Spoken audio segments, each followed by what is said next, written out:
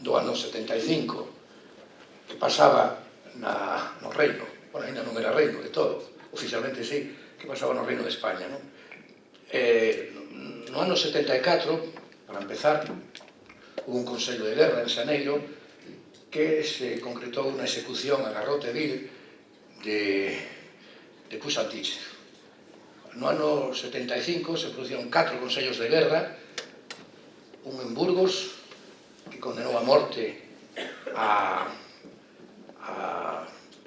Otaegui e a Garmendia, dos militantes da ETA político-militar, o que houve en Barcelona, que condenou a morte a Joan Paredes Manotas, o Manot, Chiqui, e 2 consellos de guerra que tiveron lugar no Goloso, na base militar, no campamento militar de Goloso, naquele momento próximo a Ollo de Manzanares. No Consello de Guerra de Goloso foron condenados a morte. Bueno, hubo 2 procesos, un que tivo lugar na primeira semana de setembro, o primeiro Consello de Guerra que condenou a morte aos 5 procesados, que eran Vladimiro Fernández Tobar, que eran Manuel Blanco Chivite, José Humberto Baena, Vigués,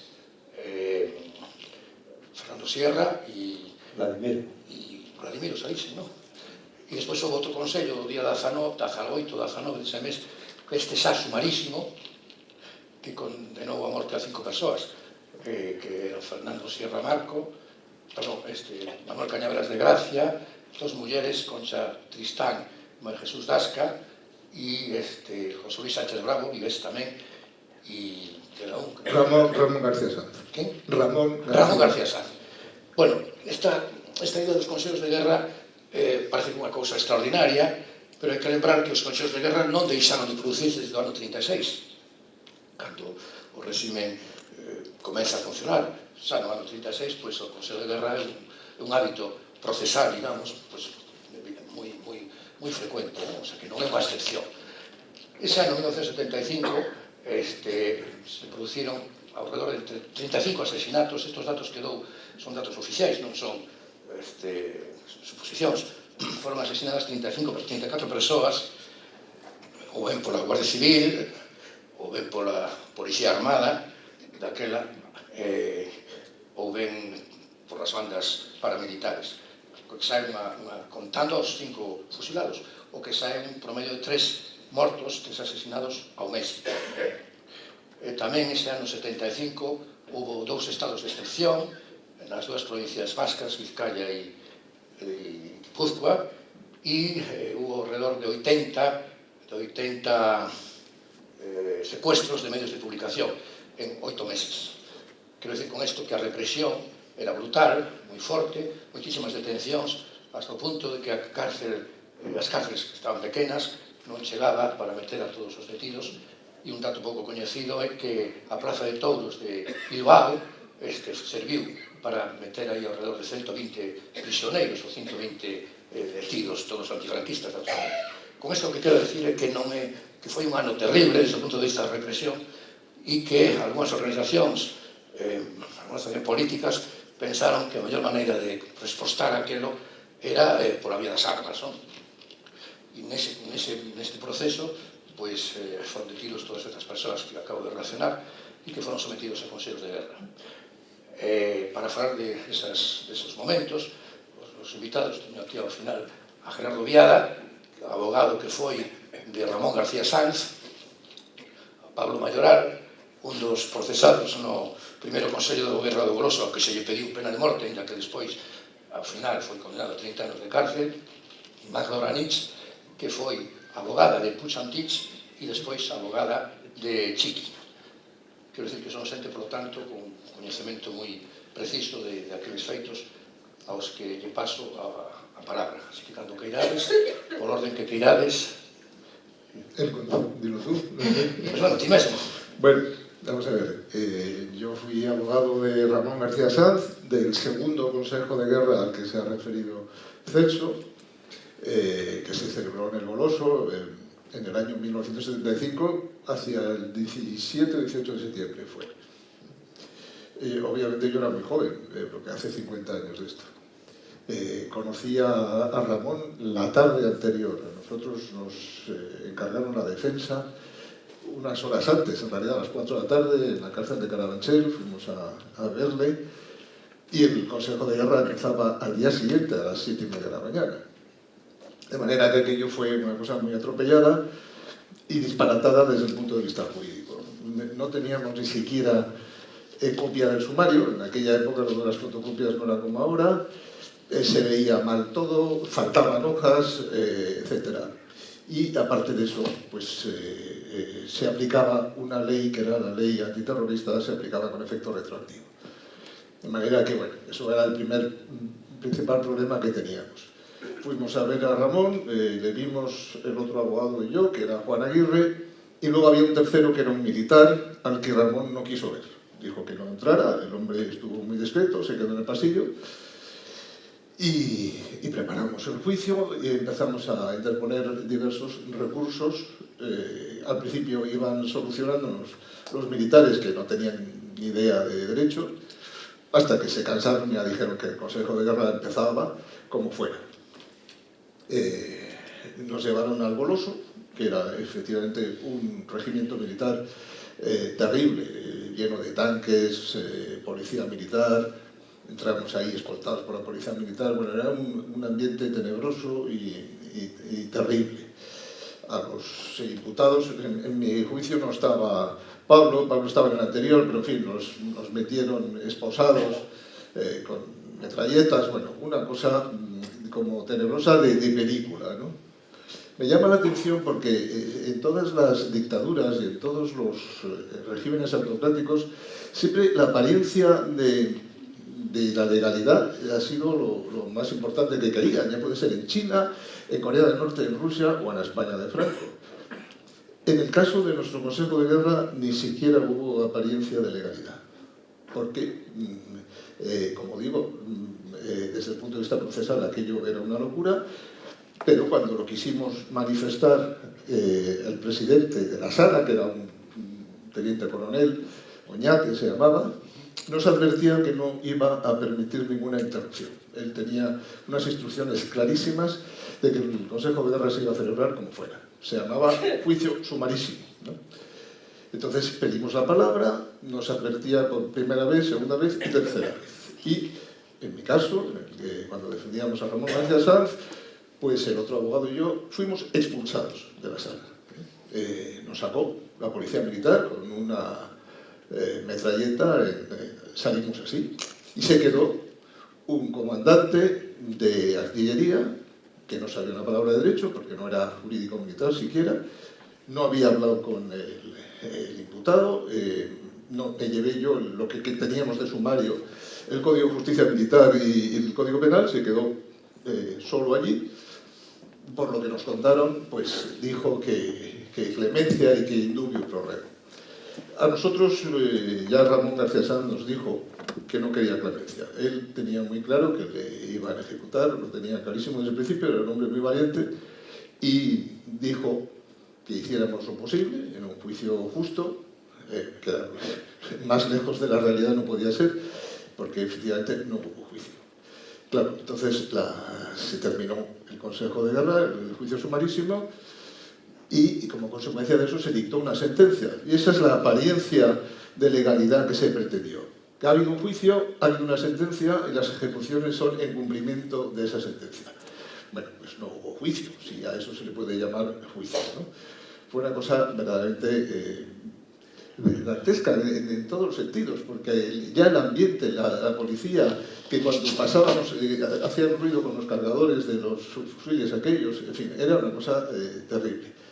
Y se dictó la sentencia, luego el Consejo de Ministros dio el enterado, y la noche del 26 al 27 de septiembre, pues fue la noche más larga que diría usted, pues ahí estuvimos encerrados en el Colegio de Abogados de Madrid. Estaba entonces Joaquín Ruiz Jiménez, que algunos le recordaréis, y Joaquín Ruiz Jiménez llamó al Papa, y fue una cosa curiosa, porque es que llamó al Papa delante de nosotros y el Papa se puso al teléfono.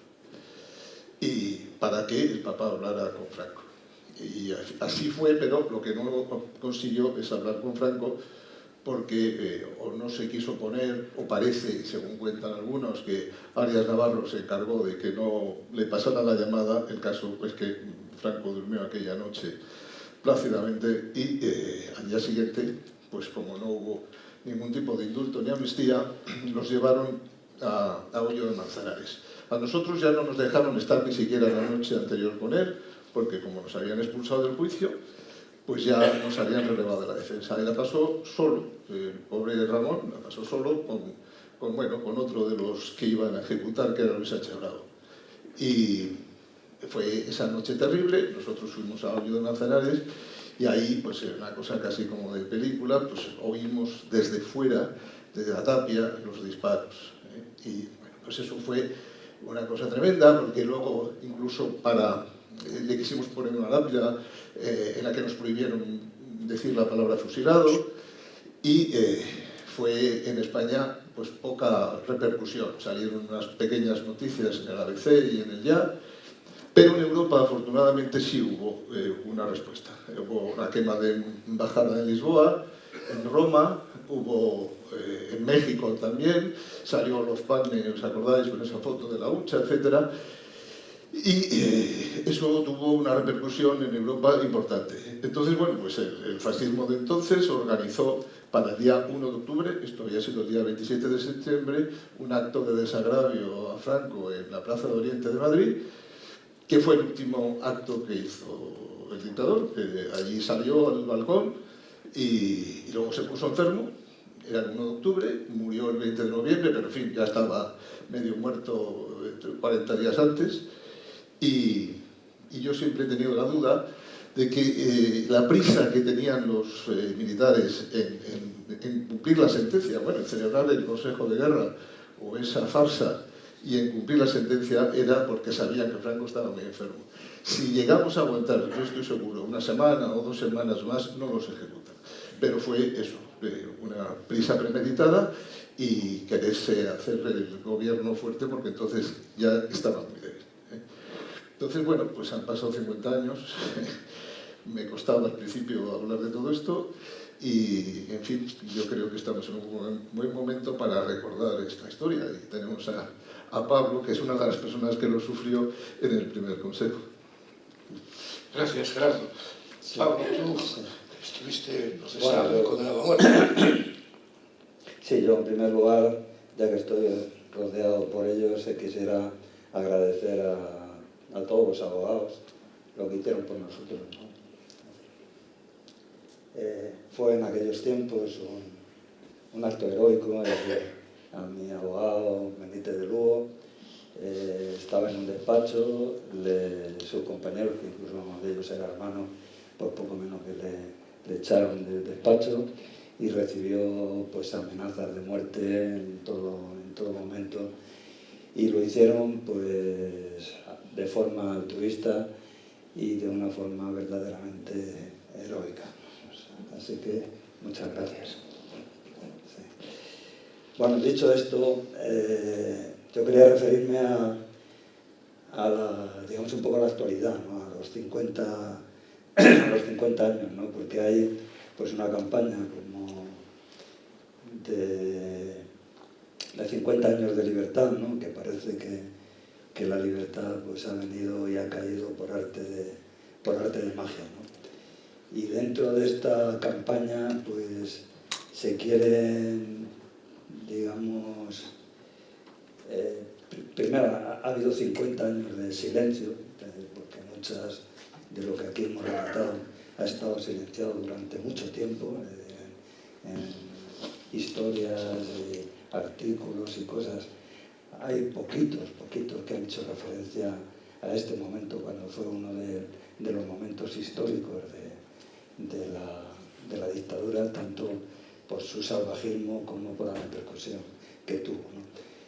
Después de este silencio, ahora pues yo creo que hay dos intentos, dos tergiversaciones de aquellos momentos. Primero, es decir, reflejar que la dictadura pues en aquellos años, es decir, no era tan dura como nosotros nos pensábamos, o como nosotros decimos, o como nosotros denunciamos. Y la dictadura era una dictadura que mataba que mataba a los golpistas, que mataba por hacer pintadas en contra de Franco, por repartir octavillas. Era una dictadura que, sin ir más lejos, aquí en Galicia, en el año 72, en el Ferrol, pues ametralló una huelga, una manifestación de trabajadores y asesinó a Amador Rey y a Daniel Niebla, ¿no? En el año...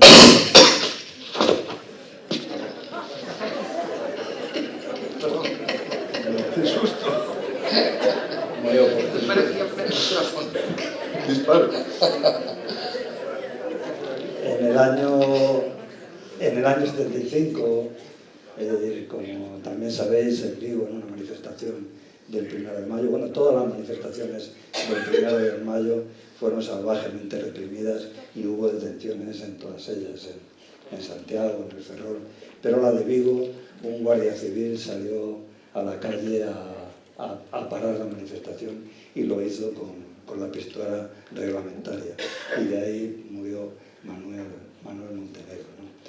Después ese policía fue procesado, fue juzgado, y la autoridad competente dijo que había actuado como tenía que actuar, en defensa de la ley, en defensa de esto.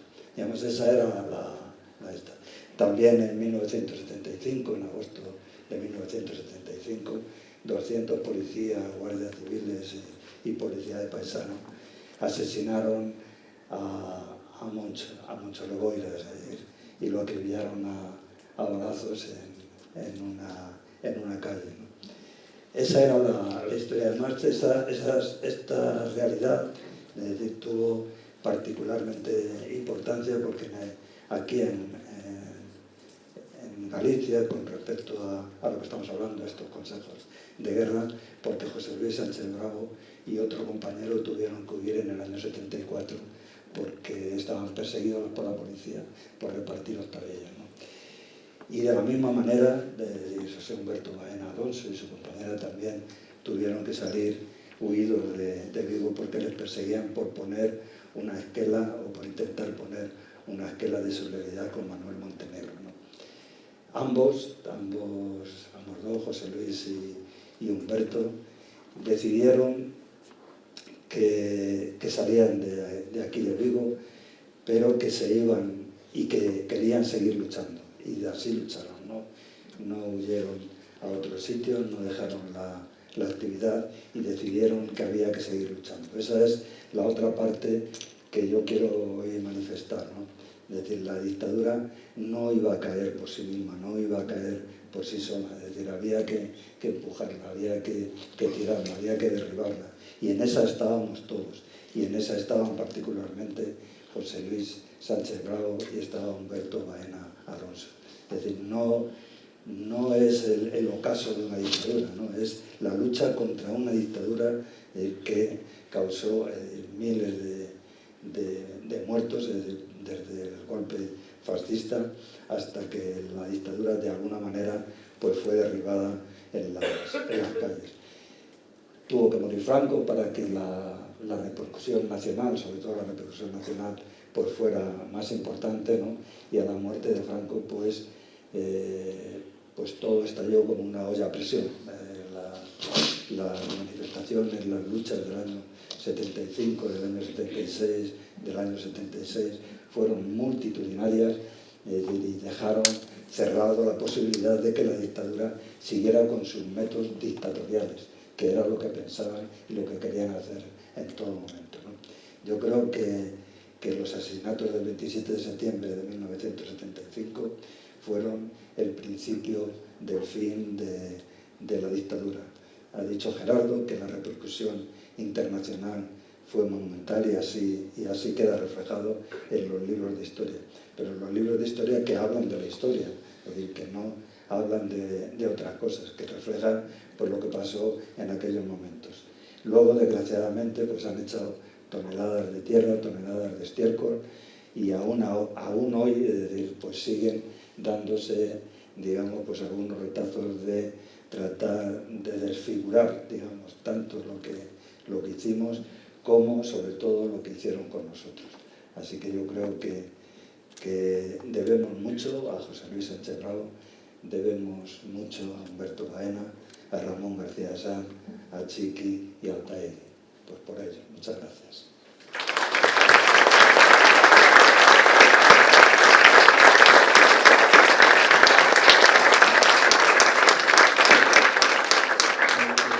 ¿Se oye? Me gustaría hacerlo en gallego, pero lo hablaría mal, lo entiendo, lo entiendo. O si no en catalán, pero todos los que lo pasaríais mal sois vosotros, pues se entiende, son dos lenguas que se parecen, pero hay que estar muy atento para seguir. Por lo tanto, lo haremos en la lengua en castellano.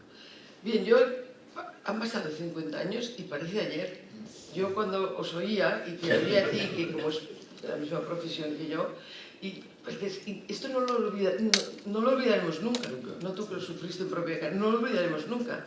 Y para mí pues es un honor estar aquí con vosotros, sobre todo también contigo, compañero, que sufrimos un poco lo mismo, lo que explicabas del sumario y todo, y con Pablo Mayoral, que siempre, claro, es que estar a tu lado es como una cosa de los que pudieron salvarse por el indulto, porque claro, no hubo indulto para todos, hubo indulto por algunos, pero a 5 no los indultaron y se los cargaron.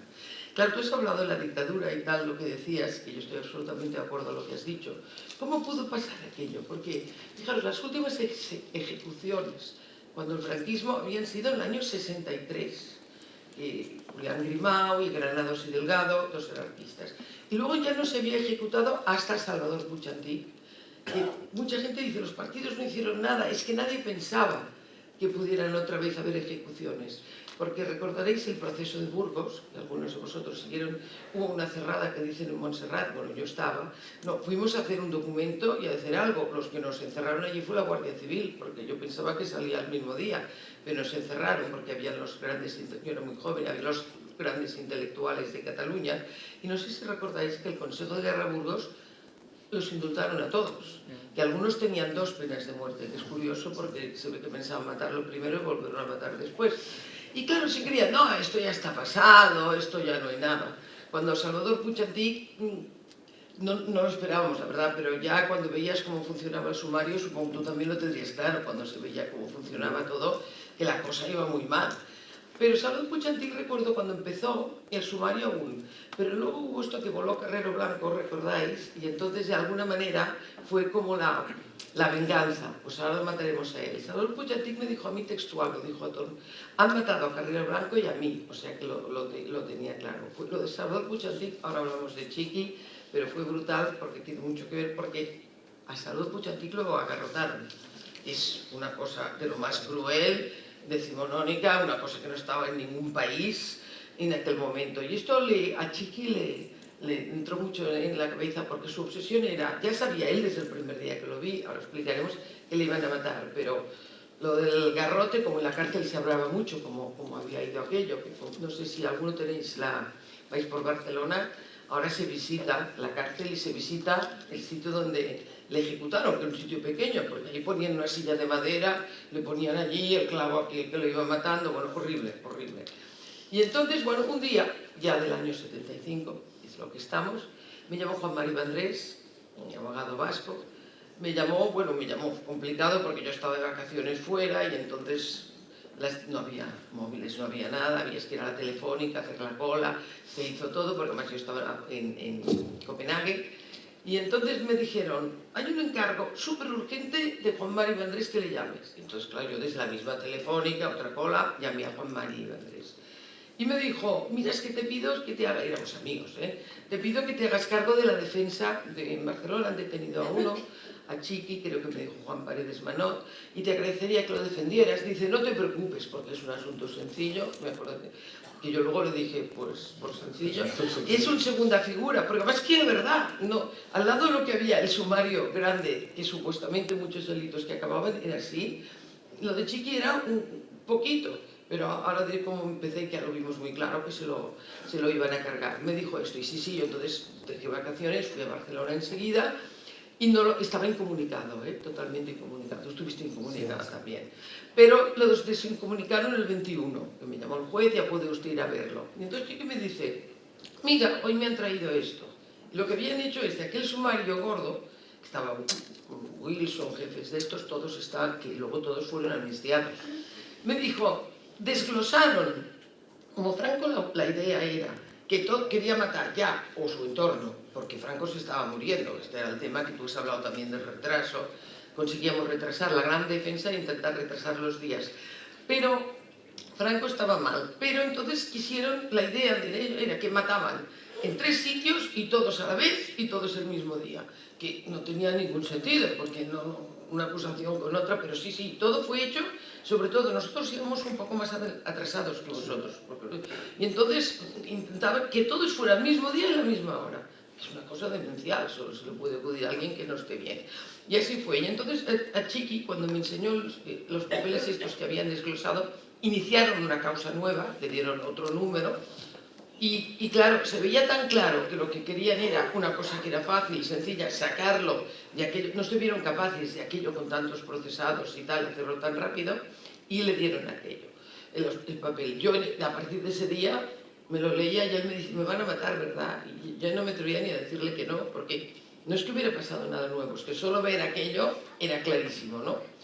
Y entonces fue cuando, que tú algo has dicho, que pasaron sumarísimo. Era hasta entonces un consejo de guerra sumarísimo. Ya es demencial, pensarlo bien, que a un civil le juzguen en consejo de guerra, que el nombre ya se las trae, y encima sumario alguien que no es militar. El consejo de guerra estaba previsto para militares o que pasaran yo he defendido soldados en consejo de guerra y objetores de conciencia cuando estaba prohibido, los detenía, he defendido muchos, pero es que ninguno de vosotros tenía nada que ver con los militares. O sea que Franco, ya había un tribunal de represión política, no sé si alguien ha pasado por aquí, el tribunal de orden público, y había más o menos, y yo también hemos pasado por allí, ¿no? Pero entonces yo creo que Franco no se fiaba ni del tribunal de orden público, que ya es lo último. Y entonces cuando quería hacer la gorda, y en matar ya era lo más gordo, entonces lo pasaba a lo militar. Se cascaba un decreto de estos, ahí el gobierno, no sé qué, tal. Pero ahí tuvieron que hacer otro, era sumario.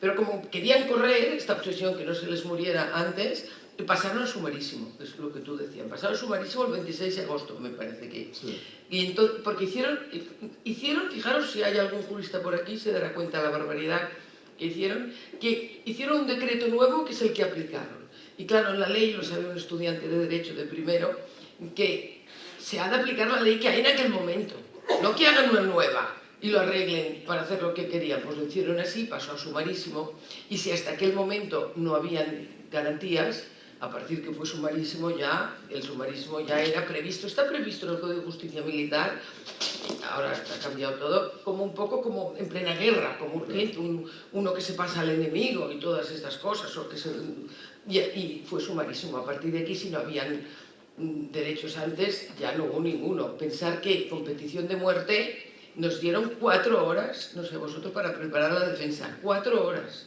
que empezó a las 12 de la noche, empezó y terminaba a las 4 de la madrugada. No nos lo dieron a las 6 de la tarde para acabar a las 10, no.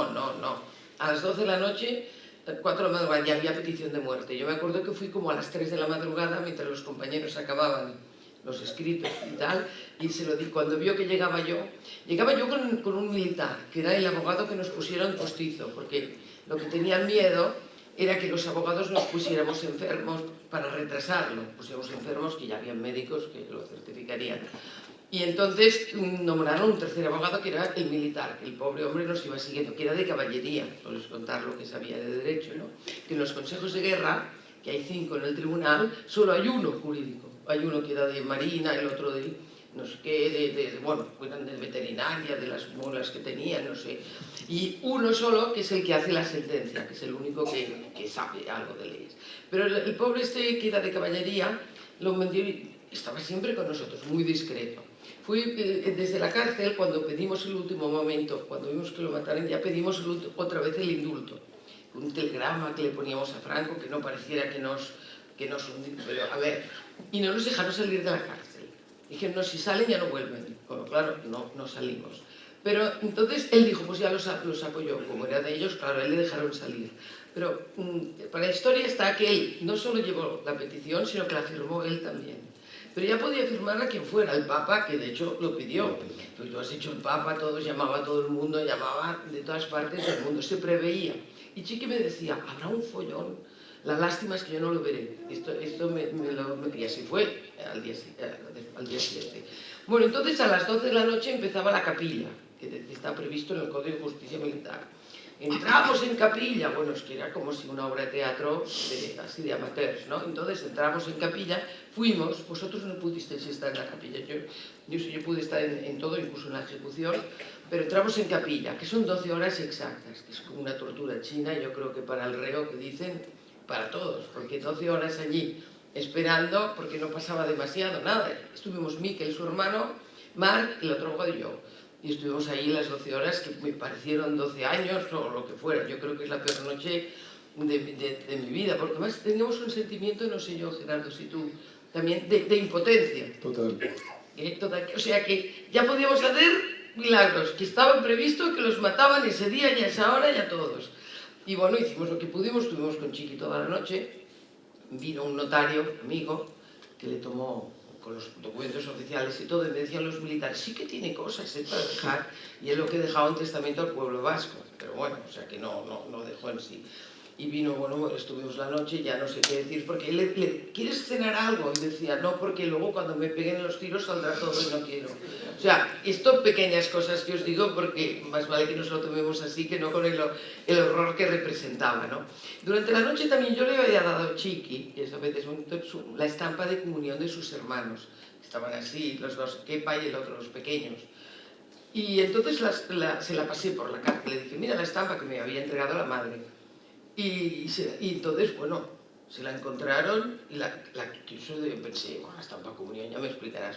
Me empezaron a mí diligencias militares, se la cogieron. Pero a las 5 de la mañana, y recuerdo que era la hora exacta, el juez me llamó, mira, te la devuelvo y ya se la puedes dar. Y me devolvió la estampa, que era abierta. Y en esa estampa es donde escribió, que algunos se lo he seguido, aquella poesía. Mañana cuando yo muera, no me vengáis a llorar, no estaré bajo tierra, soy viento de libertad. Y él no le dejaba en papel ni nada, pero claro, la estampa tenía un trocito vacío y allí es donde él lo escribió a mano. Lo explico porque, claro, sí, la cosa fue así. Fue una noche durísima y había sido todo muy duro. Y a las 8 de la mañana en punto se termina la capilla. Paredes, la capilla terminada, el mismo. No sabíamos dónde lo iban a matar. Como a Puigcercà lo habían matado en la misma modelo, hay que decir que antes los abogados habíamos hecho un escrito que, claro, decía, pedir que si me matan es igual, decía, pero no quiero garrote vil. Claro, en la cárcel el garrote vil es una cosa horrible, siempre corría que no había funcionado a la primera, pero bueno, al mismo tiempo que Puigcercà mataron a un preso político, a un preso común, un desgraciado que le tocó, ¿sabes? Le tocó, y en la cárcel de Tarragona, no en Barcelona. Y aquello se ve que fue una sangría, pero bueno, se ve que no le iba bien, hacía aquello, volvían. A mí me explicó un funcionario de prisiones y el abogado que estuvo delante fue horror. Porque claro, tenía que tener práctica. Y claro, no tenían. Se habló mucho de si la iban a garrotar o no, pero se dieron cuenta que no tenían 3 verdugos. Como tenía que haber uno en Madrid, otro en Barcelona y otro en Burgos, pues entonces decidieron piquetes de ejecución. En Barcelona fue de voluntarios de la Guardia Civil, de voluntarios. Y otros fueron voluntarios. En Madrid era policía armada. Sí. En Barcelona se cruzaron, los que habían, sí. Se suponía que habían matado Guardia Civil. Por esto, sí. Ya lo seguimos porque de hecho vivimos los mismos hechos, un poco diferente. Que en Barcelona fueron, a los abogados nos dejaron estar en la ejecución, que porque él nos lo pidió y siempre me pedía, yo quiero que estéis y que tú lo puedes ir contando, que lo cuentes como... Y bueno, es lo que estoy haciendo, porque se lo prometí y hay que hacerlo. Y han pasado 50 años que lo voy haciendo, con lo cual mi promesa se cumple, ¿no? Y cuando empezó ya, la capilla se terminó, entonces lo fueron llevando.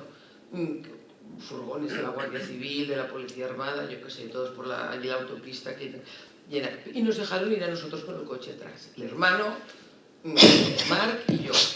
Y no sabíamos dónde. Y se vio los letreros que ponían cementerio de Collserola, un cementerio de Collserola que está en Barcelona. Y yo pensaba, ¿pero lo van a matar dentro del cementerio? Es que era increíble, pero lo que pasó es que llegamos al cementerio, pero unos 30 o 50 metros antes había un pequeño terreno con un letrerito que ponía Cancatá, que aún está, y entonces era terreno militar, con lo cual ellos lo pudieron hacer sin pedir permisos ni nada. Como era terreno militar, eran los reyes del mambo.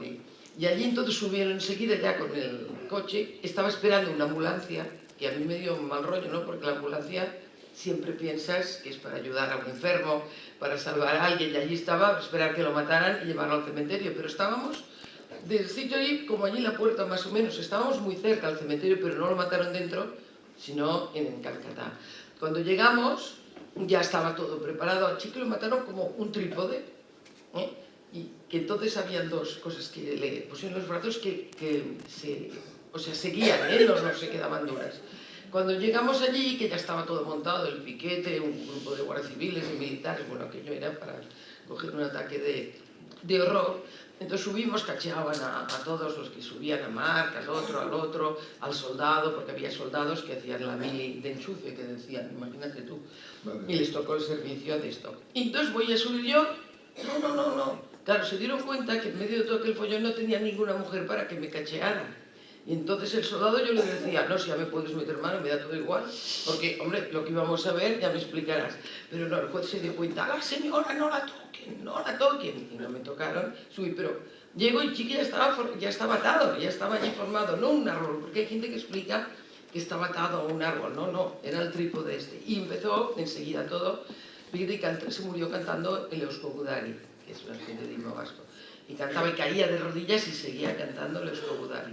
Hasta que cayó al suelo, dejó de cantar ya, se movía aún, el médico militar casi se nos desmayó, lloraba, que a mí me han dicho un servicio pero no que era este, bueno, todo era cualquier cosa. Y entonces, como aún se movía, vino el jefe del pelotón, le dio el tiro de gracia. Yo me dio, y no era pensado ni nada, que recogí algunos casquetes de las balas que le habían dado, porque aquello quedó lleno de sangre, bueno, el hermano se puso, Miquel, es que tuvimos que aguantarlo con fuerza porque si no lo aguantamos se tiraba contra guardias civiles que había allí, además todo aquello en una montaña y era aquella hora que se hacía horrible. Y yo cogí los casquetes, que los he tenido pues 40 años en el mismo sitio hasta que me los pidieron. Están la mitad en Euskadi, yo soy Día de la Madre, otros en el Museo de Historia de Cataluña y yo me quedé dos. Pero el día que se los daba la madre y todos, yo vi los casquetes, y había como un clavo pequeñito, y digo, uy, este clavo que hace aquí, si no, dorado, si esto yo ya no tiene que ver. Y los que acompañaban a la madre, yo de armas no entiendo, pero esto os parecía que más, esto dice, no, es un clavo, es que se lo di a la madre, el tiro claro, porque los otros eran más grandes, y esto era pequeñito. El País sacó un reportaje muy bien este domingo pasado, en el País Semanal, y la portada es el dibujo, la foto, eran más pequeños de lo que parecen allí, pero allí está uno que es más pequeño y es este. Si lo veis, todo el mundo ha dicho que era un reportaje muy bien tratado, periodista que fue haciendo un trabajo, yo creo que muy bueno, ¿no? Sí. Y así fue. Y entonces cuando ya lo llevaron al cementerio, lo pusieron allí, y él murió con un jersey azul marino que le habían hecho las presas políticas en la cárcel de mujeres, y se lo puso, ¿sabes? Como quien te vistes para ir al cine, pues se lo puso. Sí, la foto, que hay una foto, que esto es otra historia. Al día siguiente el entierro, y entonces él lo traían en la caja, y entonces el enterrador, que no había bueno, con mucha gente, miles por el cementerio, cuando traía la caja dijo, ¿quieren verlo por última vez? Que esto lo hacen siempre, no es que lo hicieran.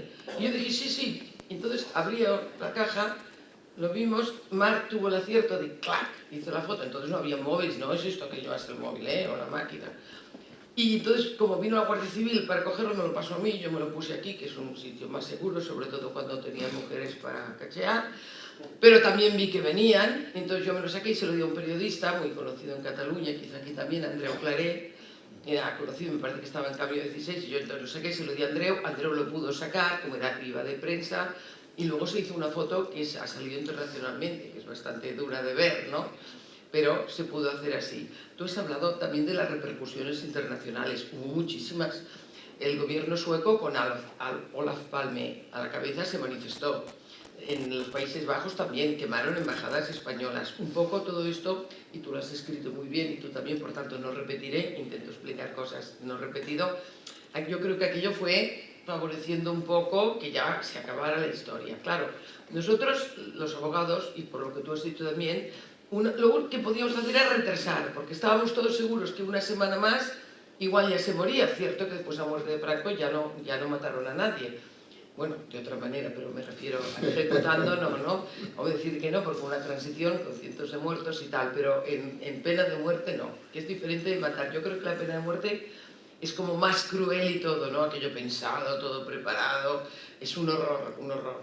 Y claro, aquello para nosotros los abogados fue, tú debiste pasarlo mucho peor, pero los abogados, que estuve seguro contra la pena de muerte, que estábamos por una democracia y aguantar aquello fue, pero bueno, lo teníamos que hacer porque era nuestra obligación, que además lo hacías convencido que era lo mejor que podías hacer. Y en el reportaje este del País, si lo habéis visto, habla de mí, dice, estuvo hasta el último momento con él, que yo creo que era la única cosa que podías hacer en aquel momento. Y aquí, pero fíjate, hoy te he explicado una cosa nueva, lo del funeral, que no lo sabías ni tú. Porque entonces, al cabo de 2 días, quisieron la familia, como mucho fue, hacer un funeral. Y entonces nos prestaron un cura, digamos, de la familia de Poncho Bete, otro que tenía que ver con el sumario que tú has estado en la cárcel con él. Tampoco nadie había hecho nada, todos eran militantes antifranquistas. Entonces vino un cura, se vistió de cura, esta historia, entró.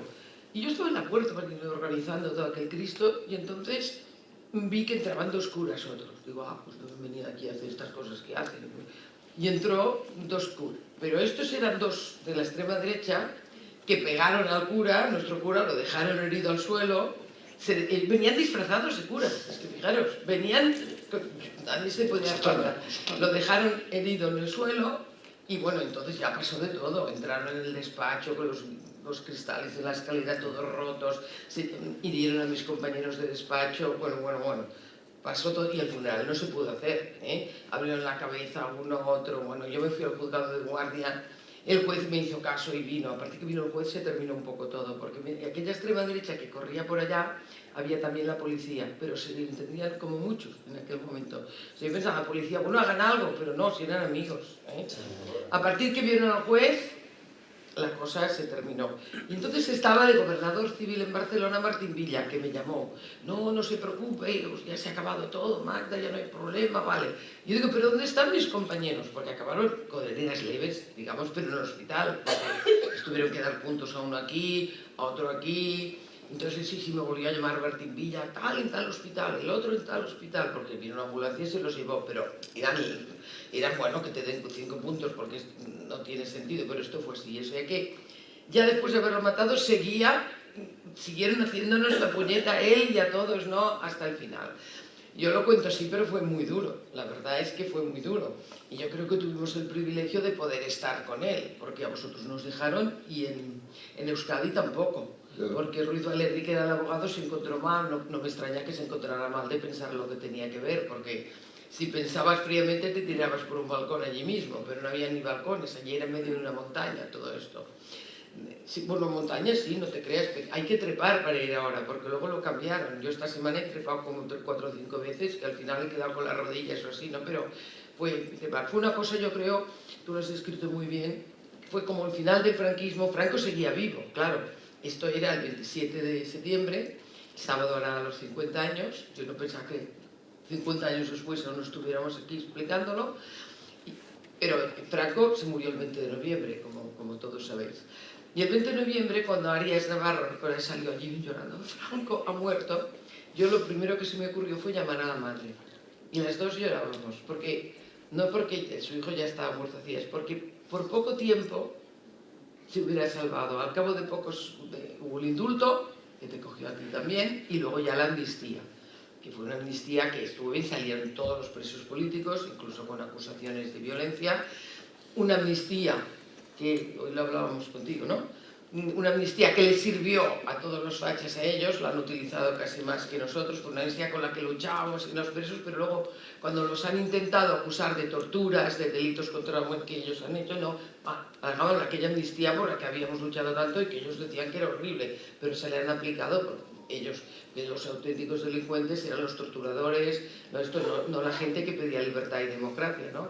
Porque la transición, que decís bien, pero fue dura también, Hubo muertos, pero bueno, es verdad que en un tiempo de la transición nos comíamos el mundo. Es verdad que en Barcelona hicimos las jornadas catalanas de la dona, de la mujer, y bueno, porque aquellos días pensábamos que claro, que todo cambiaba, sí que cambió algo, pero lo que es cierto es que la oposición democrática no tuvimos la fuerza de hacer una ruptura, que es lo que tocaba, porque hoy día aún aguantamos las consecuencias de esto, y se hizo esa transición, que yo no soy totalmente crítica, lo que sí quedó a medias o a cuartos, lo que sea, ¿no?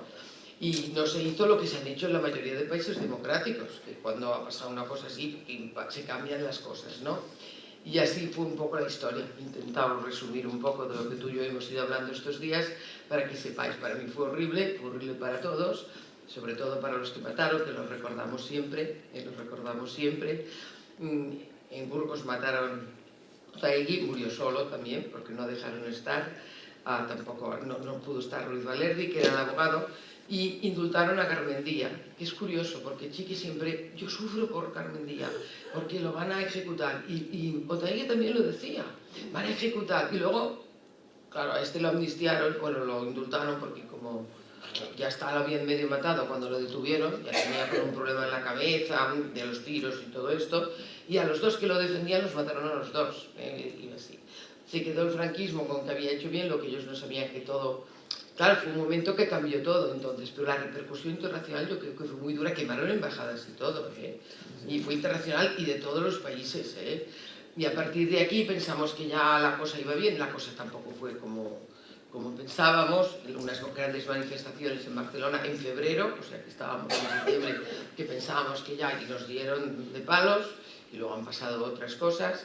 Yo creo que siempre que fue un hecho histórico importante, que yo creo que todos tenemos que recordar, porque una cosa que preocupa es que mucha gente se ha olvidado, no recuerda, porque yo digo, no, si me voy allí por los ejecutados, ¿qué ejecutados? ¿Pero qué cuentas? Y gente politizada que no se acuerdan, y que esto forma parte de la memoria histórica, y que la memoria histórica yo creo que es importantísima, recordar lo que era, y sobre todo que la gente sepa, sobre todo la juventud, no sé qué les explican, que muchos no saben, mañana voy a un instituto a explicar, pero que sepan lo que era el franquismo, porque claro, a veces parece que bueno, que no fue nada, ¿no? Y que lo duro que era el franquismo y que la gente recuerde como memoria histórica y todo lo que se tendría que hacer para, de alguna manera, intentar todos declarar nulos todos los consejos de guerra de toda la gente que murió, que estuvo años y años en la cárcel, que fue la represión franquista, más o menos, muchos de los que ya sabemos.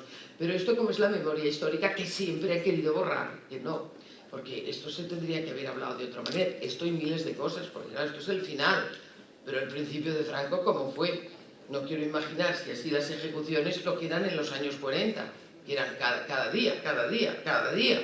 Una presa que estuvo presa conmigo también, yo también estuve presa, ella ya había estado presa en los años 40, ella me explicaba que en la cárcel de mujeres, una cárcel, si vais a Barcelona, al Corte Inglés, no el de Plaza Cataluña, otro, hay una placa, tiraron al suelo a la prisión, fue la máxima represión, y me contaba ella en la cárcel, las horas que no hacíamos nada, y sentadas en la cama los dos, me lo iba contando, que las mujeres algunas tenían niños pequeños hasta 3 años, y cuando se iban a llevar a la madre a ejecutar, claro, ya se notaba el ambiente, la madre ya se la llevaba y el niño, mamá, y las otras compañeras cogían el niño. Yo cuando me lo contaba, bueno, es que dices, qué horror. Bueno, todo eso fue un horror, ya lo sabemos, estamos contando aquí los tres un error concreto, que esto sirva para la memoria histórica de este país y que hechos como estos no van a suceder nunca más. Gracias.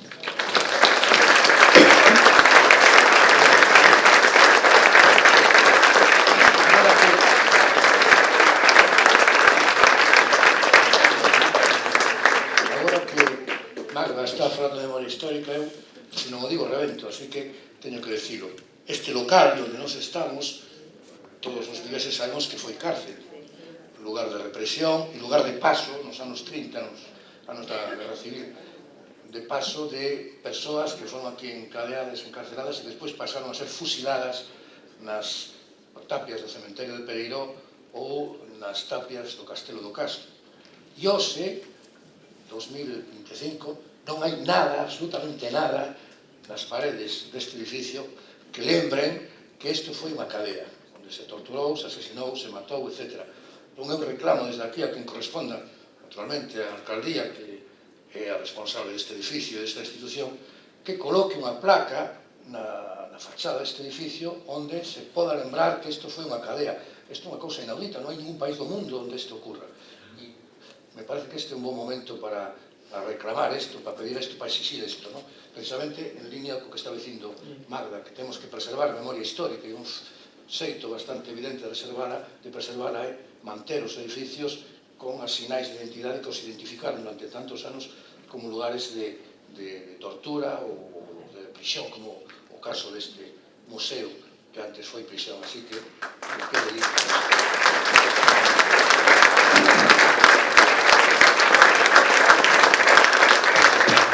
Me gustaría facer unha observación máis, con permiso dos nosos solistas, e é que a idea de que eran, esta idea de que temos, de que eran increíbles, como se podía facer isto, os procedimentos judiciais inexistentes, o rexeitamento sistemático, en bloque das probas, a expulsión dos abogados, a súa sustitución por militares que non tiñan ni idea de leis, ni moito menos do sumario. Isto non é ninguna novedade. As dictaduras son así. É dicir, a idea de que era increíble, bueno, podría ser increíble nunha democracia, pero nunha dictadura, como foi a franquista, que os procesos judiciais se celebraran así, era o normal. O sea, non é unha excepción. Entón, eu quero recalcar esta idea de que non é increíble. As dictaduras, comportamentos dictatoriais, son así, fundamentalmente así, sobre todo porque ten que ver pola justiza. Ni siquiera respetaron, perdona, Ricardo, no décimo segundo, ni siquiera respetaron os seus propios, creo que dixeches ti, os seus propios formalismos, non? Que foron subvertiendo a súa propia legalidade, non? Es lo que te iba a decir, que para una dictadura es muy importante las formas y que unas ejecuciones respondían a un juicio justo y a una sentencia, pero en este caso no ocurrió así. O sea, ni siquiera hubo un juicio aparente. O sea, los pocos corresponsales internacionales que estaban en el Goloso se quedaron pasmados de lo que había. O sea, que todos los abogados fuéramos expulsados y quedaran en manos de los militares era ni siquiera la pequeña apariencia de legalidad, ¿no? Entonces, eso es lo que decía, que cuando ya se subvierte hasta la apariencia, es porque hay miedo, porque tenían prisa, porque sabían que Franco se estaba muriendo y que era el final de la dictadura. Pero estoy de acuerdo con lo que ha dicho Pablo, pero el final de la dictadura se hizo en la calle, y eso en España hubo poca repercusión inicial cuando los ejecutaron, porque aquí había mucha represión, los medios de comunicación apenas lo contaban, pero como decíamos antes, en toda Europa sí la hubo, porque fue un escándalo. Es que los juicios fueron una comedia, porque Comedia, con pena de muerte, el de Chique fue 2-3 horas por la mañana y 2 horas por la tarde, o sea, deprisa, cuando un juicio así... vinieron a declarar no sé cuántos policías, pero denegaron todas las pruebas de la defensa. En Puigcercà pasó lo mismo. En bloque, además, en bloque. En bloque, sí, denegaban todo, porque era esta comedia que tú dices que no se molestaban ni a... Porque en el Tribunal de Orden Público sí que hacían la comedia. Sí, hombre, porque el Tribunal de Orden Público eran profesionales, eran magistrados, estaba Mateu Cánovas, que era el presidente. Con la campana, ¿te acuerdas? Sí, claro, pero eran jueces, de orden público, jueces fascistas, lo que quieras, pero eran jueces, pero es que estos eran coroneles de artillería y tal, y que se celebró un juicio con los fusiles, el sable y la bandera y tal, o sea, que es que... Incluso había, y comentaba Manolo Blanquechivite, comentaba que había militares de rango inferior que iban a darles avisos ao presidente del tribunal que era de rango superior, e daba unha orden, un comandante a un coronel. Claro, no exército, esa jerarquía se respeta moito. Bueno, tendes a palabra, si queredes intervir, para o que vos pareza. Esta gente tenía una tienda muy conocida en la calle del Príncipe. Sí, sí. Muy conocida. Entonces yo iba mucho con ellos. Vos falta, que non se te... ¿Qué puedo gritar más? Era una gente muy conocida, tenía una tienda ahí en la calle del Príncipe. Pero le pasan un micro. ¿Cómo? Le pasan un micro ahora. Ah, bueno. Un micro. Y entonces yo tenía mucha relación con ellos. Y resulta que hice... Espera. Espera, que te perdemos y parece muy interesante lo que dirás.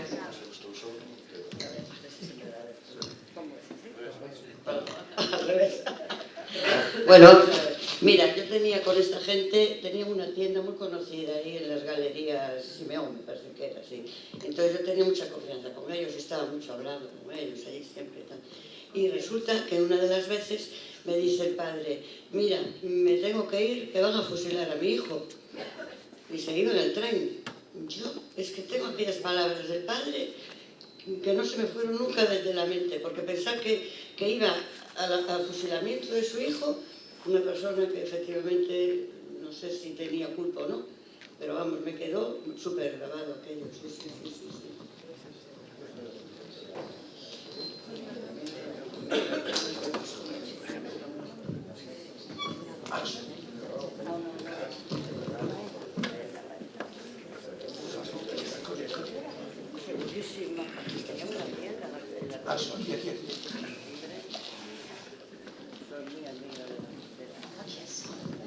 Bueno, voy a hablar en castellano para que entendáis bien, y de que soy gallega, falo galego, miña lengua.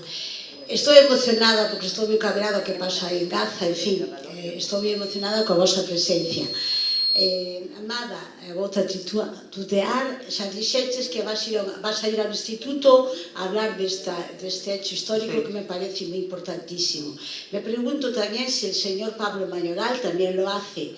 Es muy importante porque veo que la gente joven, oímos aquí, estamos, fijaros que edad tenemos todos. Yo ya estoy mayor, de espíritu no, pero soy mayor, pero ¿dónde están los jóvenes? Y me da miedo porque ahora parece ser que dicen que Franco hizo cosas buenas.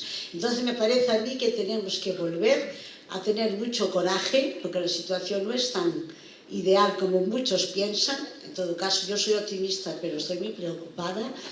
Y me pregunto cómo podemos educar a los jóvenes, sobre todo tú como abogada y activa y que ya viviste en la cárcel, el señor Pablo Mayoral también, incluso usted tú como abogado. Me pregunto cómo podemos educar en las escuelas, en los institutos, con toda objetividad y con pruebas que no se puede volver atrás. Y me da miedo, yo estoy preocupada, yo estoy hacia el final, en el caso de mi vida. Tú y yo creo que mucha gente ahora. Estoy preocupada. Y entonces me pregunto, nosotros que tenemos aún principios y ética, ¿cómo podemos educar a esos jóvenes que hablan de lo que no conocen? Y la historia, y cuando la famosa frase de los que olvidan su pasado vuelven a repetirlo, hoy está más presente que nunca. Estamos viendo hechos que se han vivido ya. Entonces yo os animaría a que hicieras un trabajo de educación en los jóvenes desde la escuela primaria hasta la secundaria, porque es muy preocupante. Y muchísimas gracias por tener coraje de hablar, aunque sea 50 años después. Muchas gracias.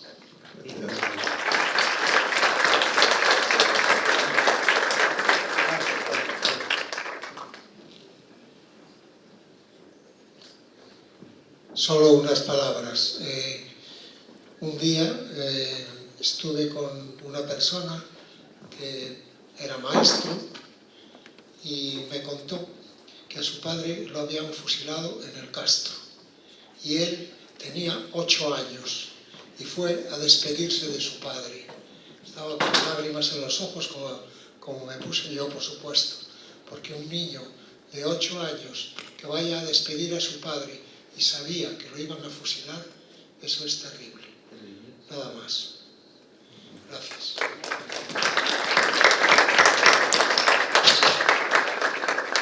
Bueno, muchas gracias por esto que nos ayuda muchísimo. Escuchamos a Gerardo hablar de Ramón, escuchamos a Magda hablar de Chiqui, de los últimos días en la pasión antes de ser asesinados. A mí me gustaría escuchar a Pablo, que nos dijera cómo también fueron esos días para él, porque no creo que fueran días maravillosos, porque además también estaba condenado a muerte. Por lo tanto, me gustaría que Pablo nos contara cómo fue para él esa historia, si es posible. Muy duro, Bueno,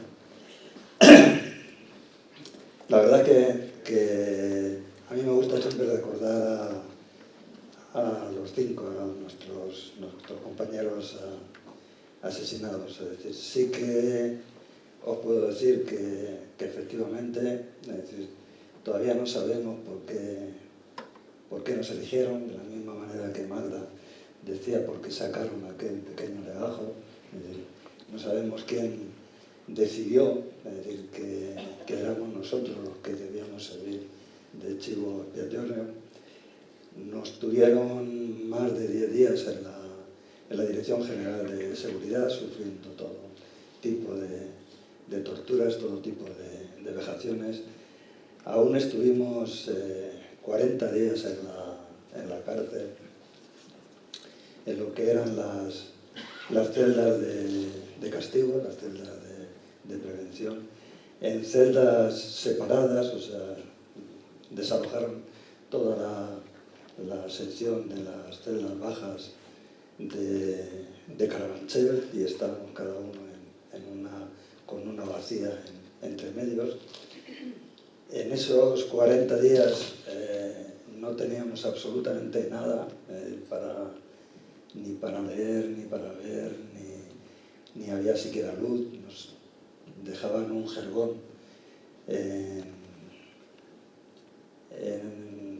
para dormir, nos lo pasaban por la noche y ese jergón por la mañana nos lo quitaban.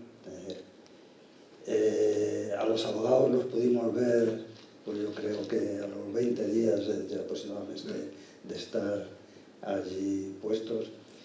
Después de...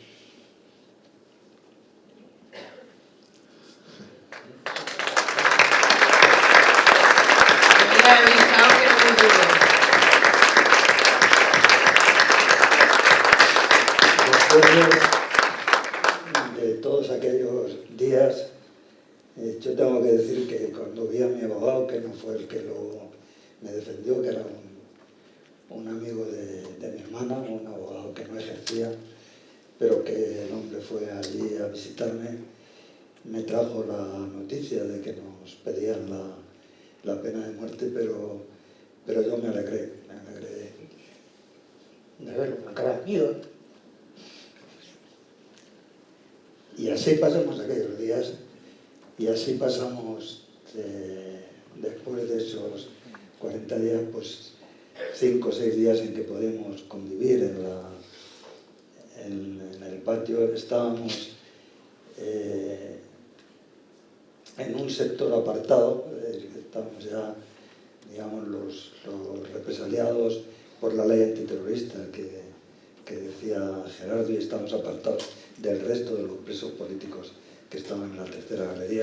Entonces estamos en la sexta especial, y apenas 5 o 6 días, el 11 y el 12 de septiembre, nos convocaron al Consejo de Guerra.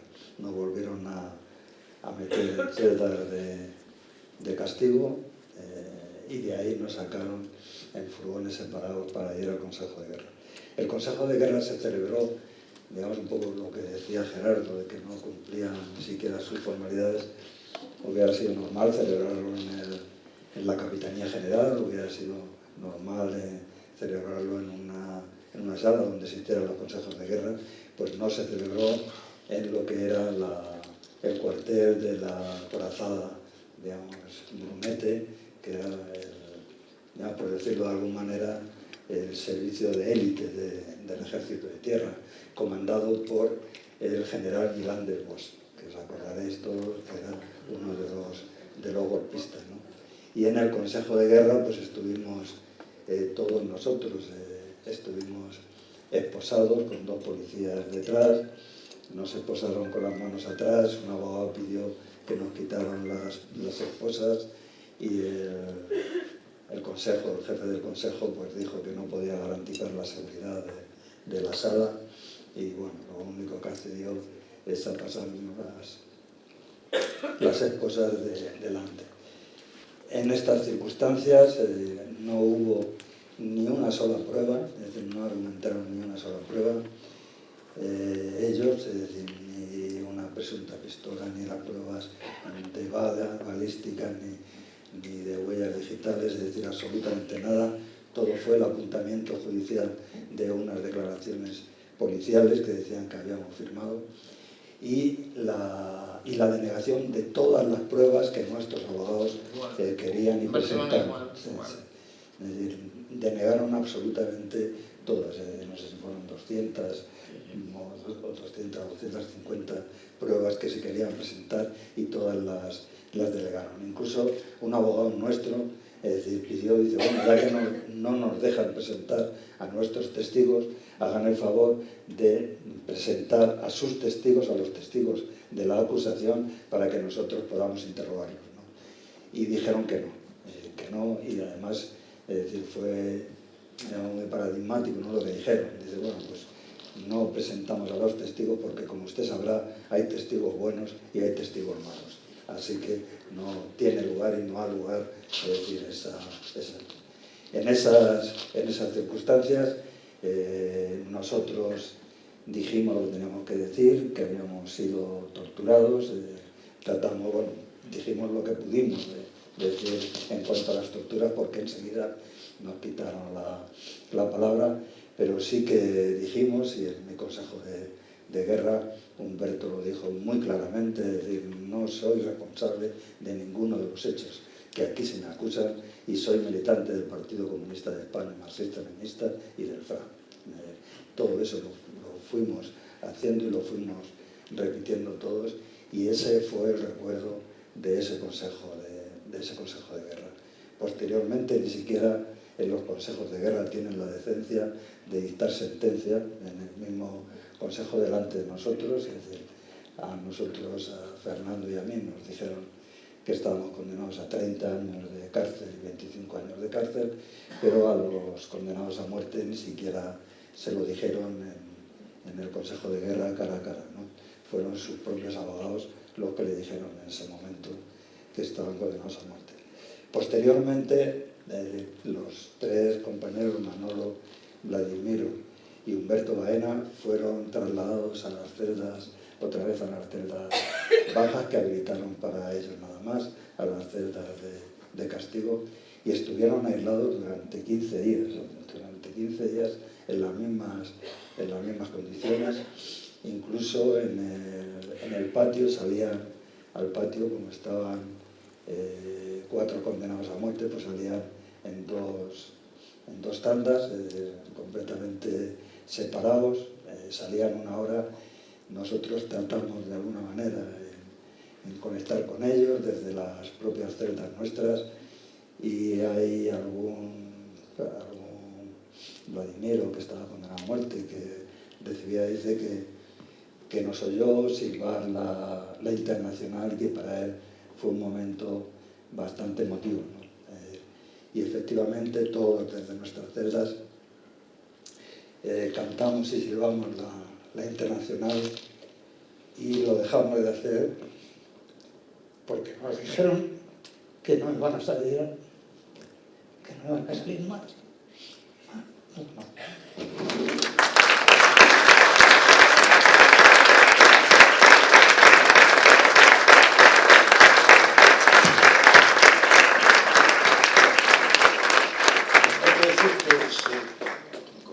Corregides por si me equivoco, que se pidieron 13 penas de morte, se pidieron 13, se concretaron 11 e finalmente se executou a 5. E algún xornalista, que non vou decir de momento, do réxime, publicou editoriais dicindo que houbo clemencia, non? Como se fora un acto de xenerosidade por parte da dictadura, non? Entón, isto creo que tamén hai que saberlo. Si me permitís ahí... Sí, puedo decirlo. Del segundo consejo de guerra mataron a 2 y conmutaron la pena de muerte a Concepción Tristán, a María Jesús das Capenelas y a Manuel Cañaveral de Gracia. Manuel Cañaveral de Gracia murió con 42 años, María Jesús con 52 y Concha con 55. Y la hija que Concha tuvo, Aurora Tristán, acaba de fallecer recientemente con 49 años.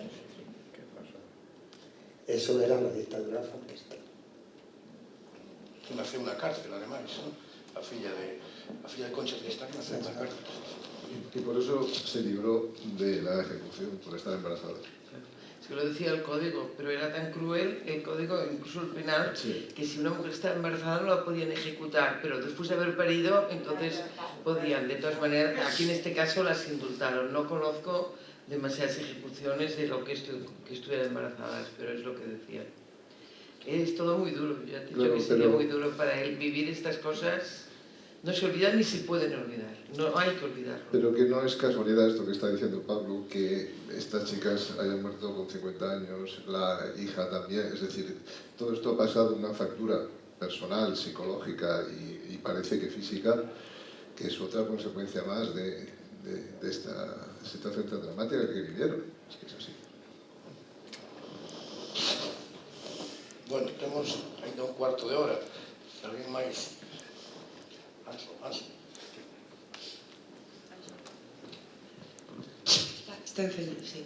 Bueno, yo lo primero que os quería era dar las gracias porque estéis aquí y a ti especialmente, Pablo, porque eres el ejemplo de la gente que puso el cuerpo y la vida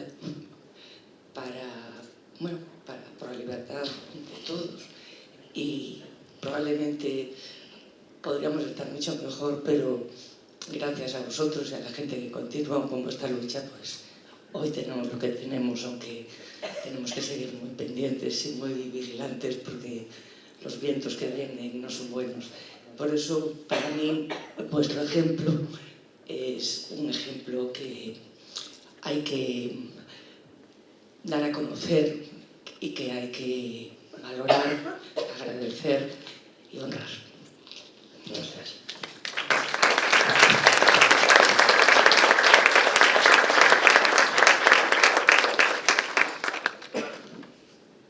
Sí, yo quería decir una última cosa antes de... Sí, decir que después de 50 años también, por la lucha de todas las asociaciones memorialistas, de todos los partidos democráticos y sobre todo por las familias de los compañeros asesinados, se ha logrado que el gobierno de España haya un reconocimiento, en principio a José Luis Sánchez Bravo y a Humberto Baena Alonso, de su lucha, de que fueron asesinados por persecución de una dictadura y que sus consejos de guerra hayan sido considerados ilegales e ilegítimos, ¿no? Yo creo que esa es un reconocimiento importante que, aunque viene 50 años después, pero yo creo que merece la pena que lo hayamos tenido ahora. Para la familia es muy importante,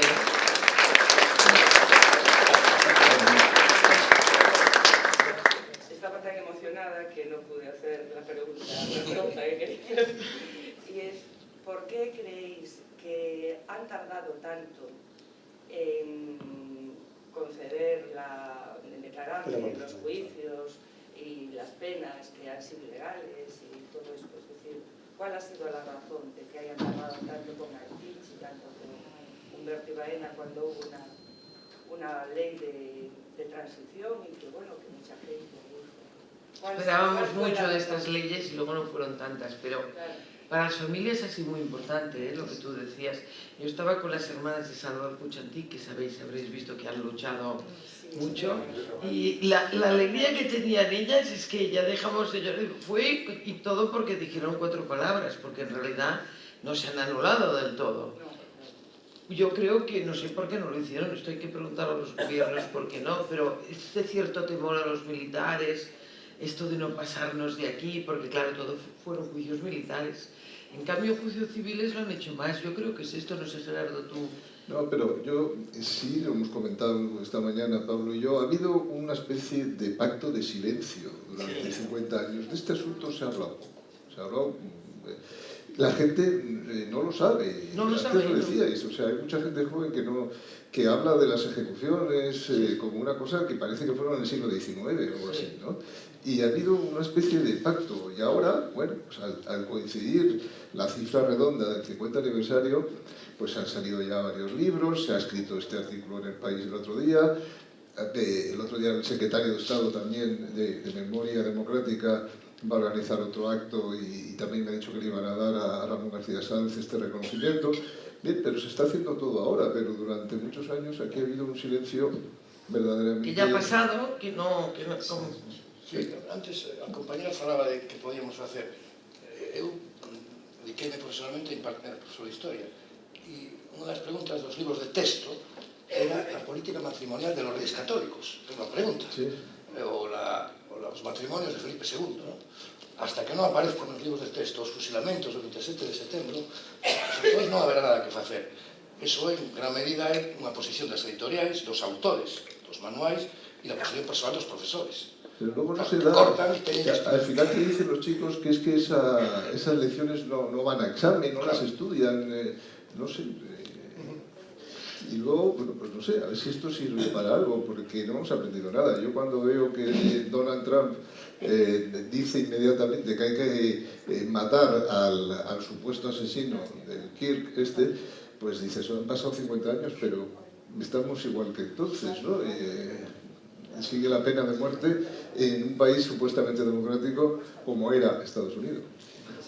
De todas maneras, también hay una cosa que quiero apuntar, es que de lo que decía al principio, ¿no? Que es que parece que la dictadura un poco pues se cayó y que a partir de que se cayó ella sola y demás, es decir, pues nosotros ya podíamos hablar, podíamos decir, podíamos expresarnos, y no es cierto, es decir,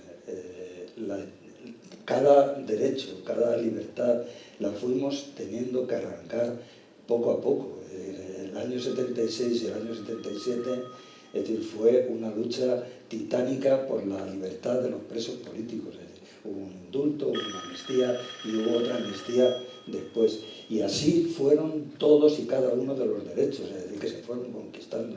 El derecho a la mujer de tener su propia personalidad, el derecho a poder divorciarse, el derecho a poder interrumpir el embarazo cuando quisieran y como quisieran, es decir, el derecho a los sindicatos, el derecho de reunión, el derecho a nuestro partido lo legalizaron en 1981, es decir, y así fuimos luchando contra la OTAN, es decir, esta mañana hablábamos del patronato de la mujer, el patronato de la mujer donde se recluía a las mujeres y a los jóvenes díscolas por cualquier cosa y era un régimen más que carcelario, es decir, eso siguió hasta los años 90.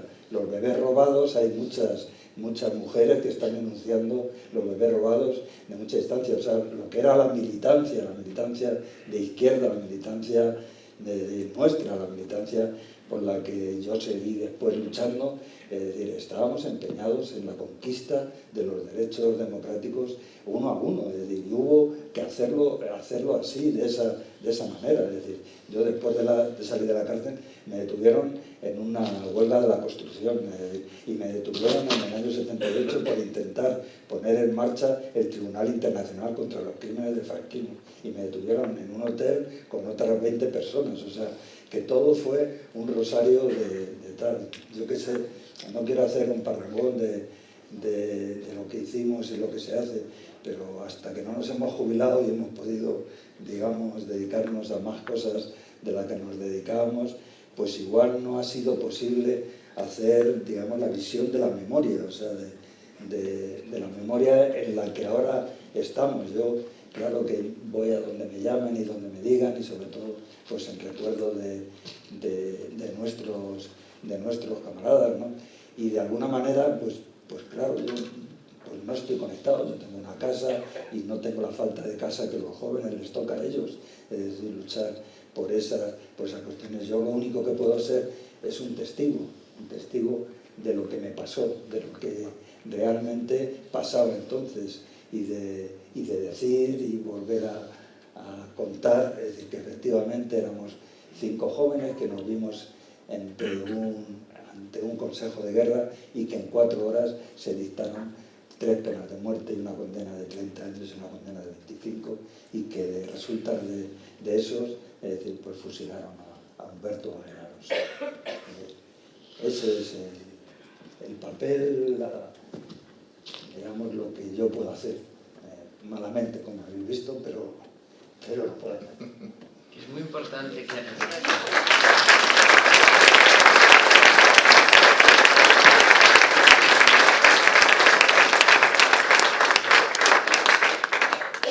Muchas gracias a todos por vuestra valentía. Yo quería dar un pequeño homenaje a José Luis Sánchez Bravo Solla, dado que fui compañera de él en COU, en el Instituto del Calvario, en el año 1972. Creo que también está aquí Manuel. Lo recuerdo como una persona tremendamente respetuosa, tremendamente responsable, tremendamente inteligente. Después de finalizar COU, bueno, yo he ido a Santiago, él se ha ido a Madrid, allí estaba estudiando físicas, yo estaba haciendo medicina en Santiago. Cuando nos hemos enterado de esta barbaridad, porque esto ha sido algo terrible, injusto, pues se nos ha roto el alma. Y todavía seguimos así recordándole y con mucho afecto. A Humberto no le he conocido, pero yo creo que Vigo debe de hacerles un homenaje a ellos los dos, que son aquí de Vigo, y por favor, es que han luchado conflictos con cosas muy sencillas. Eso, ¿en qué sitio, en qué lugar, en qué cabeza se ocurre asesinar a alguien de esta manera, con un tribunal de guerra? Esto es impensable. Sobre todo a su hija y a su familia y a la familia de todos, mi más merecido cariño, abrazo, y que realmente les debemos mucho. Solamente quería decir eso. Bueno.